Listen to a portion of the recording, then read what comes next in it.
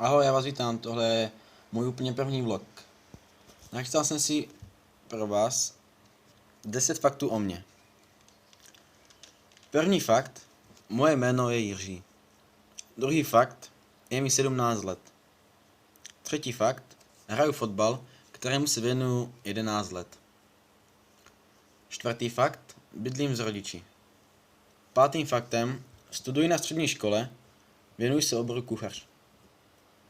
Šestý fakt, nesnáším, když o mě vykládá někdo věci, které nejsou pravdivé. Sedmý fakt, chovám se k lidem tak, jak se chovají oni ke mně. Osmý fakt, miluju krásné ženy.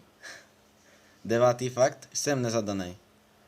Desátým a posledním faktem je, že když mluvím hodně rychle, tak se zakoktám. To je vše, doufám, že se vám video aspoň trošku líbilo. Budu rád za každý like a odběr a klidně napište do komentářů, co si o tomhle videu myslíte, a pokud budete mít potřebu mě nějak vyhejtovat, tak se tomu ani moc nebráním. Díky moc a mějte se hezky, ahoj.